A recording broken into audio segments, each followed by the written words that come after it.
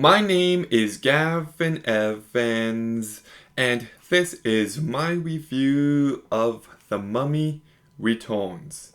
And this review will have spoilers, so there's your warning. But when I was a kid, I actually preferred this movie over the original. And okay, I haven't seen this movie in a very long time, so I just rewatched it last night. And I'll say this. Um Definitely not better than the original, but it is still good and it is lots of fun. So let's begin by talking about the cast. And Brendan Fraser is great here. He just has so much charisma and personality, and he carries this movie incredibly well. Rachel Weisz looks absolutely stunning in this movie, but I also thought she really stood out here as well. Freddie Borth plays the kid, and he does a fine job. He is convincing, but he can be pretty annoying at times, but still does a good enough job. John Hannah brings lots of personality and energy to his character. Orbit Fair does a serviceable job. I don't really think he stands out in this one all too much. Sean Parks is really entertaining as well. Arnold Vosloo is menacing and he brought enough to his character. Patricia Velasquez does a perfectly fine job, I guess. Alan Armstrong does. I'll talk about it more later, but I don't really think this character was needed, but he's still fine. Serviceable, yeah. Akinnuoye-Agbaje is actually really good here. His character could have been a forgettable side henchman, but he brought enough to his character where he actually ends up being quite memorable. And then Dwayne Johnson. I do believe this was his first acting in a movie. And, he's fine. I guess he just really doesn't have much to do. And don't you worry, I'll definitely talk about that CGI later. But the cast is entertaining. They brought plenty of personality to this movie, and it's just a fun adventure movie. I like how there's lots of creepiness here. I like how there's all this supernatural shenanigans, like mummies being brought back to life, bugs that will eat you, undead monkeys. It's fun. It really is, and I miss this kind of adventure movie where there was a real edge to it. Like we had Indiana Jones, the Mummy movies, Pirates of the Caribbean, but what else? That's what the Uncharted movie should have been like. Or I wish Jungle Cruise doubled down on all that supernatural stuff. I miss movies like this. And the adventurous vibes are just absolute stellar. I like how light and breezy and unserious this movie is. Instead of traveling by plane, they're riding this airship, and it's just a little goofy, but it gives this movie life. I also think the mythology is pretty cool here regarding the Scorpion King and the one god and the bracelet and the army. All that stuff is very compelling, and it is a well-directed movie by Steven Sommers for the most part. I miss this guy. Deep Rising, the Mummy movies, Odd Thomas, Van Helsing, G.I. Joe The Rise of Cobra. This guy just delivered on fun, over-the-top action, and I really wish he'd come back to direct another movie. I like the ambition on display. It may not be a perfect movie, but you watch that final act, and he's really going for it here, and I gotta admire that. Um, I really like the final battle, and I love how it's above this pit to hell. Like, if the characters fall, they can just be damned for eternity.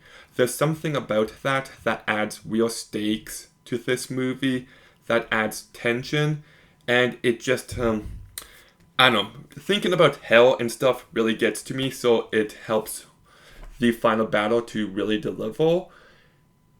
And I love the scene where Rick is carrying Alex to the pyramid and he's running in the darkness and the light is catching up.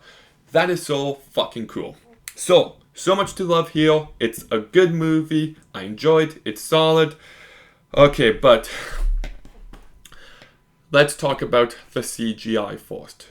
And some of it does look good. It really does. Like, the way the mummy looks is still pretty serviceable. You know? Okay. But the Scorpion King, nope.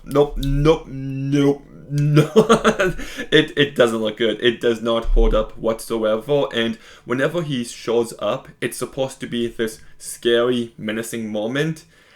And you just can't help but laugh.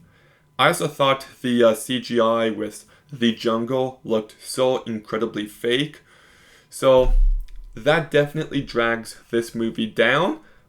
But it still kind of works because the movie is very campy. It doesn't take itself seriously. So it's bad, but I can live with it.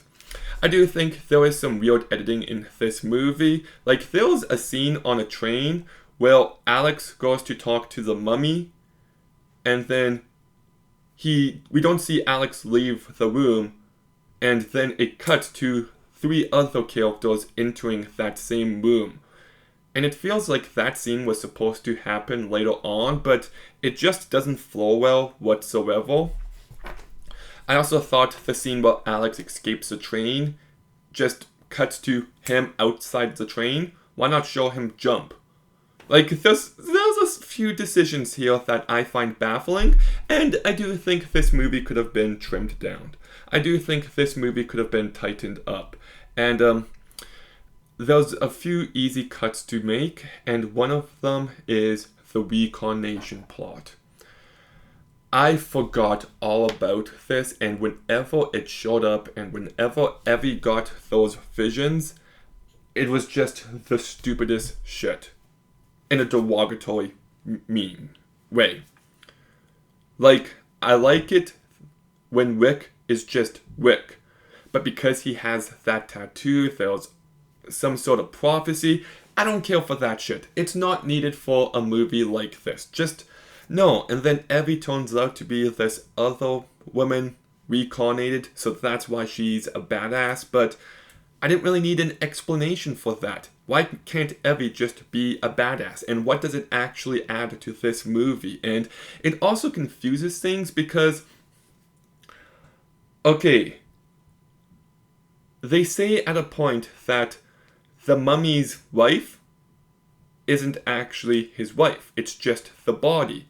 But isn't reincarnation that the soul lives on, but not the body? So that's really backwards, but he doesn't really seem keen on trying to bring his wife back despite this girl who looks exactly like her being into him. And they still kind of treat it like it's the same person, but it's not. And then, like, if she's back like that and she's alive, then why was he trying to take Evie's body in the first movie? It's just, this shit is so gay. Like, I hated it. It's fucking stupid, and I'm baffled that they went ahead with it.